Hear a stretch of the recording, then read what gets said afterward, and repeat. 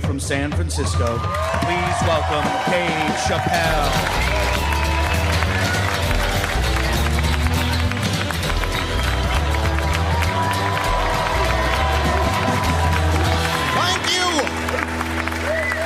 Thank you all. Thank you.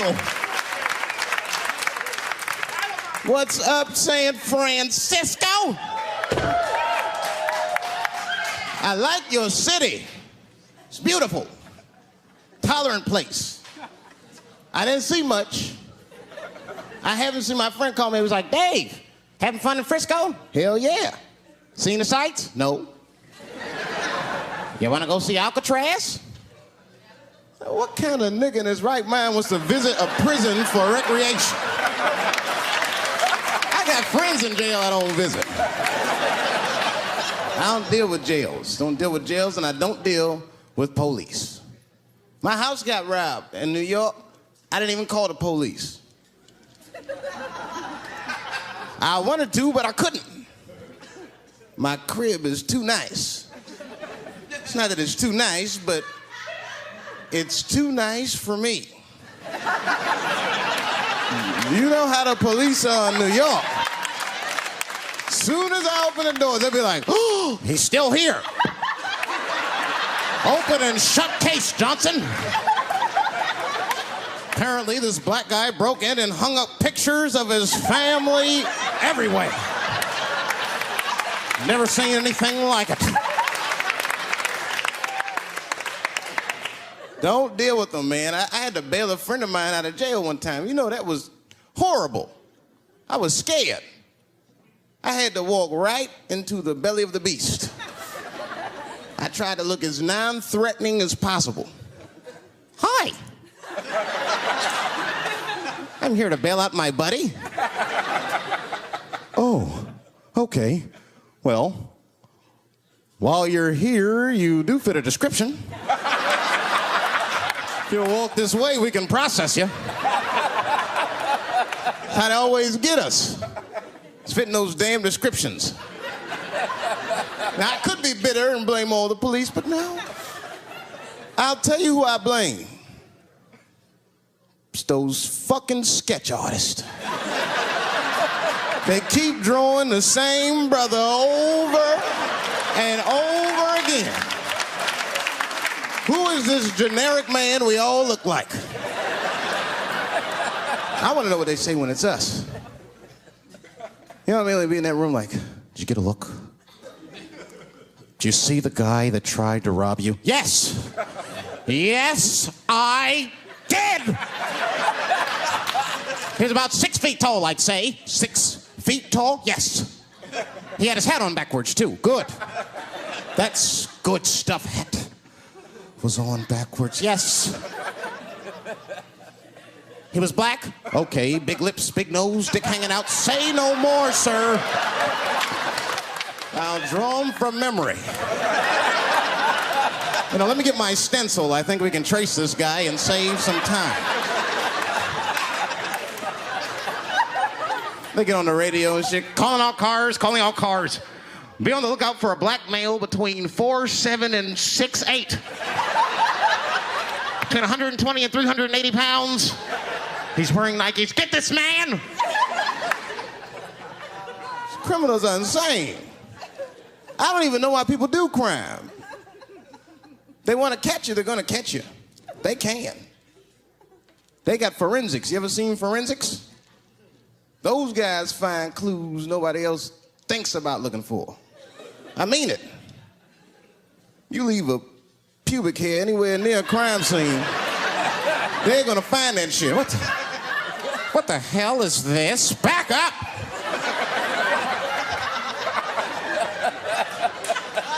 We got a match.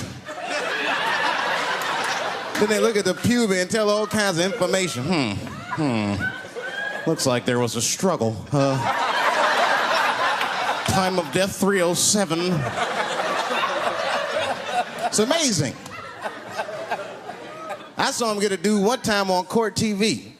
It was embarrassing. It was a sexual assault case. I knew the defendant was lying. I could feel it. He defended himself too hard. He did. His answers had nothing to do with the questions. They're completely irrelevant. They asked him easy questions. Were you anywhere near the crime scene on the night of the incident? Motherfucker, I told you I work at Burger King. He was like,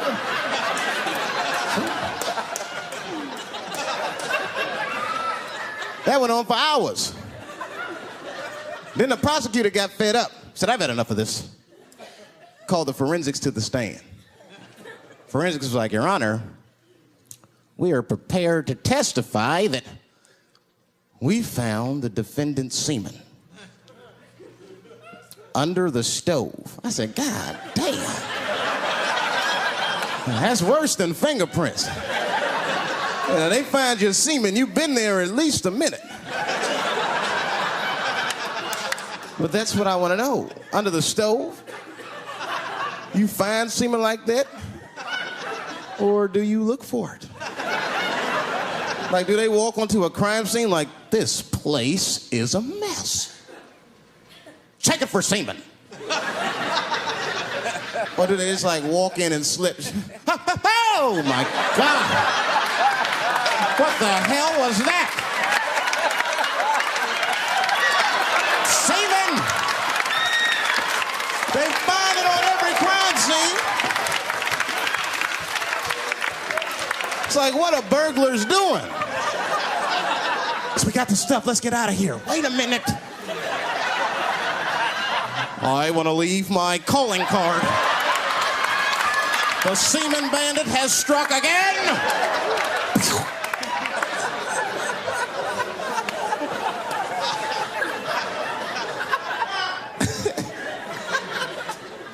I don't understand nothing anymore. I don't. I watched TV the other day. Now tell me, maybe it's just me. Maybe I'm crazy. Is it me? Is it me, or do commercials have nothing to do with the products anymore? You dig? I don't even know what a fucking commercial is about until the end. Everyone's a surprise nowadays. You seen that commercial where the lady got the black eye? This lady come on TV with a black eye, she's crying. She's like, I smoke crack. And my husband beats me. And then a voice came on and said, got milk? I said, what the? That has nothing to do with milk. I'm not saying I'm a commercial expert, but I'll make a better milk commercial than that. Just make it nice and simple. I just do a close-up of a titty and put milk right underneath. If that doesn't sell milk, nothing will, boy. I'll tell you that shit right now. It's 1997. Titties are industry in 1997. They are. I know they are. I'm a customer. I went to a titty bar last week at 3 o'clock in the afternoon. Now that's bad. That is bad. Because it wasn't like I was out. Said, let me swing by the titty bar. No. No, I left my house specifically to see some tits. Can't judge me, there's breast in there. It's just what men do. If a guy runs up to you on the street, it's like, hey, hey, don't go in that building. There are naked girls showing their breast. Be like a white dude in a horror movie. I better investigate.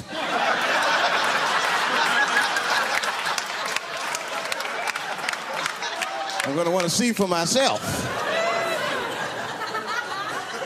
Titty bar's a weird place. I'm not saying it's a good place to hang out. I go there every once and then.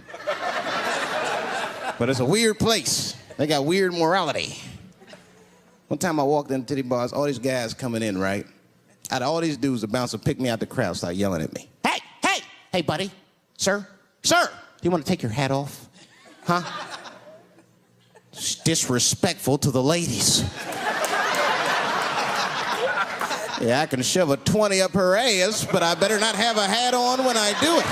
Oh, sorry about that, buddy. Here you go, Bubbles. Forgive me for the hat thing.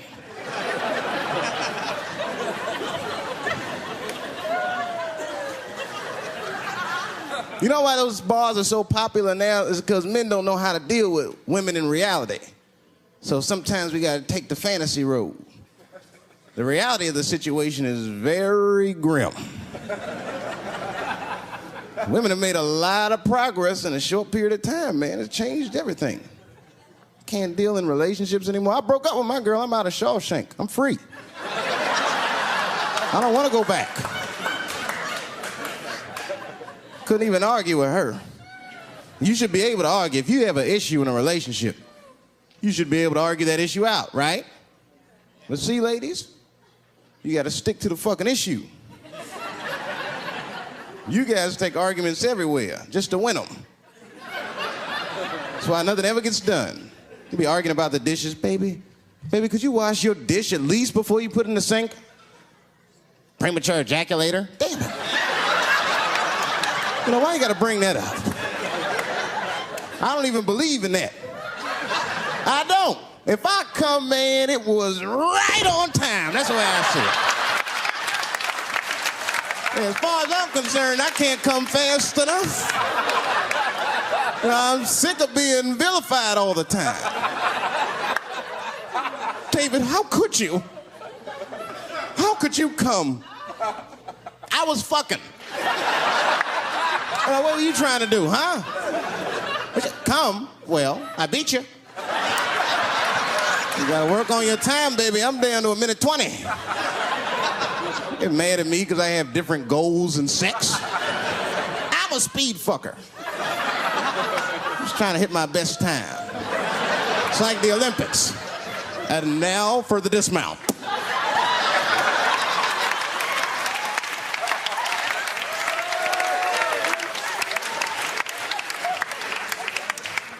It wasn't all bad. It's never all bad. You won't stay if it's all bad. Well, that's not true, but I wouldn't. We had fun. We used to watch porn together. That's how cool she was. It seems nasty, but it was fun. We learned about each other. She learned about me. One time we was watching porn. I'll never forget this time. The first scene in this movie was hardcore. 2 guys, 1 girl going at it. I fast-forwarded right through that.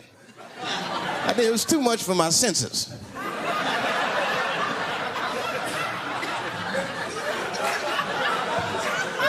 The scene after that was these 2 girls and this guy. And you know, I stopped for a minute. I had to see what this was all about. And she noticed. She said, "What is that? Now, why does that disgust you? 2 men and 1 woman. The men aren't touching each other, but the women are. The 2 women, those men touch each other. The 2 men don't touch each other. Why is that nasty to men? And I'll tell you why. Now, ladies, you can call me crazy, but I think every straight man has a rule. That would be the 1 penis per fantasy rule. My dick is the star of my fantasy. Nobody else's dick is guest starring in my shit. This is a Dave Chappelle joint. You gotta look at the whole picture, man. And you get 2 girls and a guy in a room together. That's something else. That's fucking holding and hugging, friendship and helping, teamwork at its very, very best, my friends.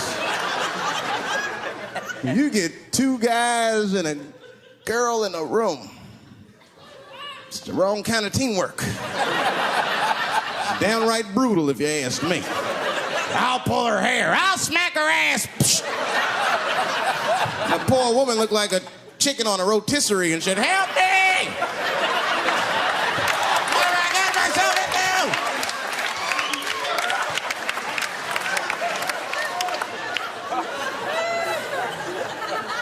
In my life, there's too much shit out there to stress you out. This whole world is just drug-infested. Hate-infested, drug-infested world. Hate drugs. I heard the worst drug story. You know what my friend told me? You know what he's dealing with? His landlord is hooked on crack. That's terrible. That's pressure. Your landlord's hooked on crack, that means you've got to have the rent. He come around all the time. I got the rent. It's not even due yet. It's the 10th. Come on, I need it. Let me just get $20 of it now, and then just give me the rest of the month. Every couple hours. Hey, look, I'm gonna need some more of the rent. This building's falling apart. Things came up. Comes home early from a party. Landlord's in the crib going through his shit. What are you doing in my house? Ah! Where's the sink? I came to fix it. It's in the kitchen. I thought it was in the drawer. I'll fix it tomorrow when I come for the rent.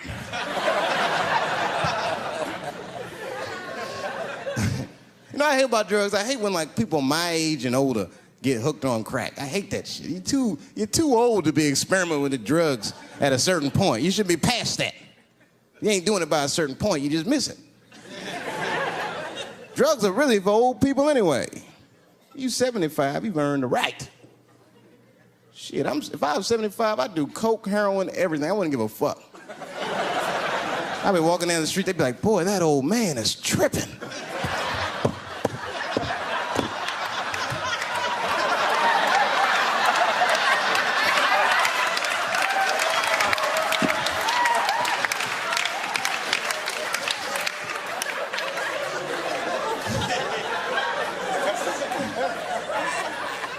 Can't do everything.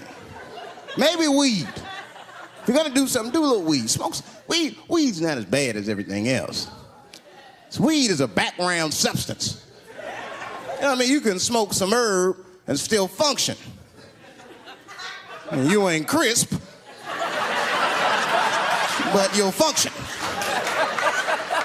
Nothing higher than weed, though. I made that mistake one time. I was at a party, some guy gave me some shit. He's like, here, man, take this. It's fucking mushrooms. I took it, I forgot all about it, you know. Then a couple days later, I found that shit in my pocket. I'm thinking, why not? Because I'm thinking it's like weed, some background shit. I planned my whole day out like it was weed. I'll chew this shit up, then I'll go to the barber shop, get my hair cut, and then I'll see a movie.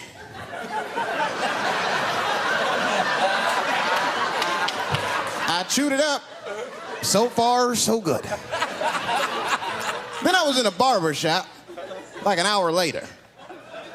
And it's funny, because I was just thinking to myself, I was like, woo, this stuff sucks. Tastes like an athlete's foot. I feel sick, but I'm not really high. Then I looked in the mirror. I saw the barber's reflection, man. It looked like a big penis was cutting my hair. I freaked out. I started talking to myself, Dave, calm down. You're on drugs. This is what drugs do. Okay, you know that there is no way that a penis can cut hair. But I started freaking out, man. I just couldn't take it anymore. I jumped out the chair, half my hair was cut, I didn't care. I didn't, I just gave a barber a handful of money. It was weird, the balls opened up. Anyway, I ran home, man. I ran home as fast as I could. It's tripping. I looked at the clock, it was 2:42. I was like, damn, 2:42. I gotta sober up. I had never been this high this early. I took a shower. I was still high. I said, maybe music will do the trick. I listened to every CD I had. I was still high. Exercise, that's what I'll do. I ran around the block 4 times, still high. Took a nap, woke up, fucked up. I looked at the clock, it was 2:43. I said, God damn.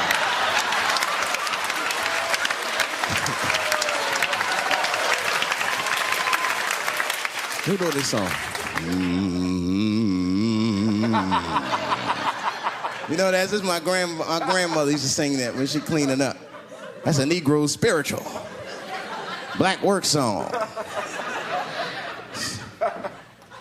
Not everybody know about that. I know. See, white people, you guys might whistle when you work. You dig? But that's how you can tell what kind of work we're actually doing.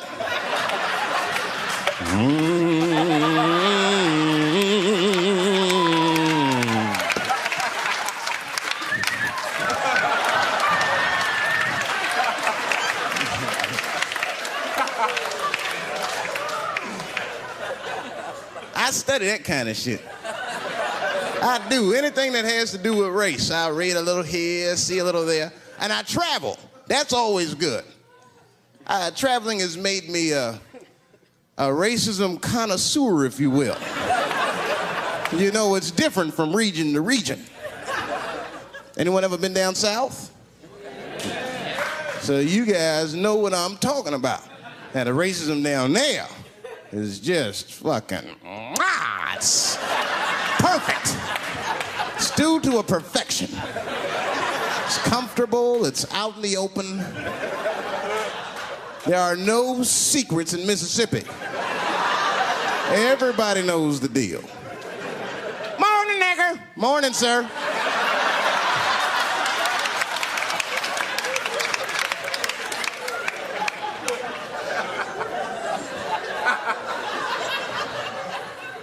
Not up here. You hit the big cities, man, it's different. It's always a secret. And we should do like them. We should keep our shit out in the open, then a little. I mean, with limits. You don't want to say whatever comes to your mind. That might be a little much. White dude be walking down the street minding his business. And the brother walk up to him. Hello, you white oppressor, you slave master rapist of Africa. Why, hello, my big lip spear chucking friend. Touche, hunky. So, Whitey, what did you do today, huh? Oppress a new land and make the people there Christians against their will?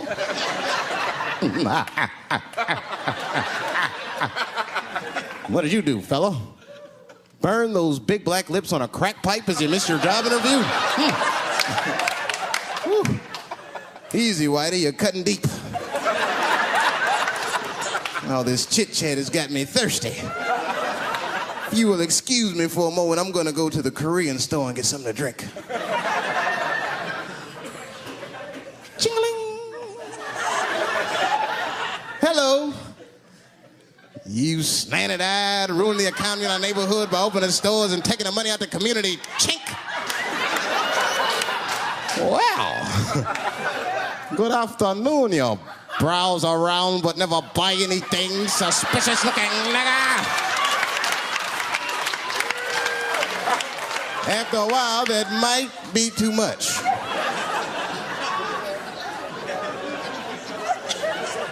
But you can't help it. If you're an American, you're a racist. We brought up from the beginning to think in generalizations. We never look at the individual. We rarely look at the individual. I'm a racist. I know I'm a racist. You know how I know? The other day, I caught myself being racist against myself. There's so much shit getting on, I got mixed up. Forgot whose team I was on and shit.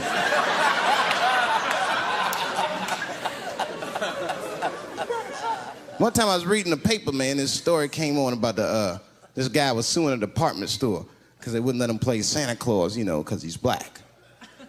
And I was actually like relieved when the department store beat him. That's bad. But I wasn't ready for that.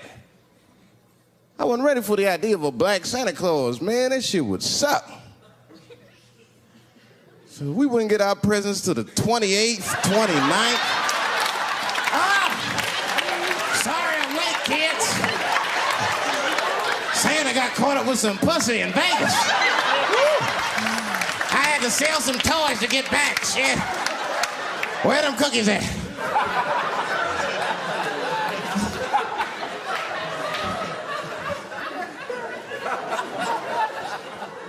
Y'all a great crowd, man. You are. I'm glad y'all came out, man. I'm nervous. I am. Not about the special. I hope this shit don't make me famous. You dig? I don't want to be famous. I want people to like me for who I am. Like famous dude, don't never know why people like them. That's why, like, if I ever make it, I'm gonna have to like test people. Like if I meet girls, I wear disguises when they first meet me, so they don't know who I am. And then like on the first date, I'll call myself, I'll pick you up right from work. And then I'll pick her up in a fucking garbage truck. Just to see how she reacts. And she's like, wait a minute. Oh, do I look like garbage to you? I don't see no goddamn trash need to be picked up here. Get that goddamn truck off my block. Who do you think you are? That's when I take my mask off. Oh, David Chappelle. That's right, bitch. Thank you very much.